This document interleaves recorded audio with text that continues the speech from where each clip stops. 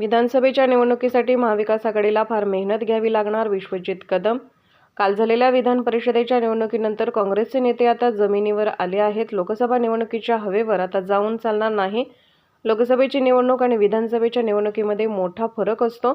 त्यामुळे महाविकास आघाडीला विधानसभेच्या निवडणुकीसाठी फार मोठी मेहनत घ्यावी लागेल. सांगलीची जागा निवडून आल्यामुळे भाजपमध्ये जाण्याचा विषय संपला. नाही, विषय तसा नाही आहे. काल तर विधान परिषदेची निवडणूक संपन्न झाली आहे. महाराष्ट्राच्या अधिवेशनाचा सुद्धा कालचा शेवटचा दिवस होता आणि सन 2019 ते 24च्या कालावधीत असणारे जे काही विधिमंडळाचे सदस्य आहेत आमदार म्हणून, त्यांचाही हा शेवटचं कालचं अधिवेशन होता आणि शेवटच्या अधिवेशनाचा शेवटचा दिवस होता. विधान परिषदेची निवडणूक होत असताना निश्चित स्वरूपात जो काही एकंदरीत 288 पैकी जे पात्र मतदार होते आमदार, त्या आमदारांपैकी जो काही रेशोप्रमाणे जे जिंकण्याकरता फर्स्ट राऊंडला जी मतं आवश्यक होती, त्या पहिल्या राऊंडमध्येच बहुतांशी पक्षांचे सर्वच उमेदवार हे क्लिअर होऊन गेले, आपल्याला कल्पना आहे. आणि त्याचप्रमाणे काँग्रेसच्याही प्रज्ञाताई सातव आणि शिवसेनेचे श्री मिलिंदजी नार्वेकर हे सुद्धा क्लिअर झाले.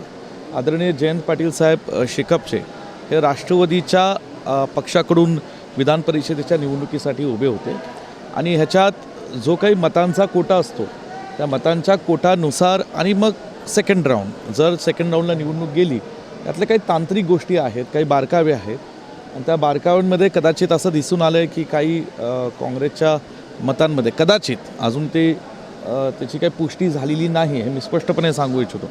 कारण ही गुप्त मतदानाची प्रक्रिया आहे.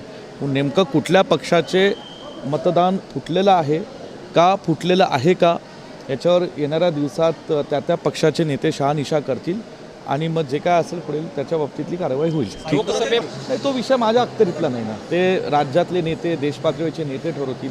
मी आत्ता सांगितलं, आम्ही निश्चितपणे महाविकास आघाडीचे घटक म्हणून आम्ही एकत्र आहोत.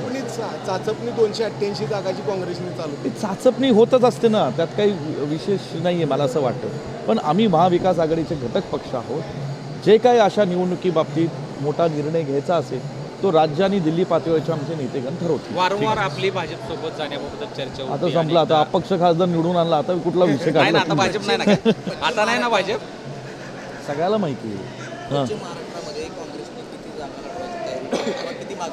हे बघा, प्रत्येक जिल्ह्याचं एक सूत्र ठरलं पाहिजे आणि प्रत्येक जिल्ह्यात किती विद्यमान एकूण आमदारांची संख्या काय आणि त्या संख्येमध्ये कुठल्या पक्षाचं प्राबल्य त्या विधानसभेत किती आहे, तिथं सक्षम उमेदवार कुठल्या पक्षातला तिथे निवडणूक लढू शकतो, असे अनेक निकष पाहिली जातात आणि त्या निकषाला अनुसरूनच येणाऱ्या काळात उमेदवार ठरवले जातील. इस्लामपूरवर दावा केला अशी चर्चा आहे. कुणी नाही, मी इस्लामपूरवर दावा केलेला नाही.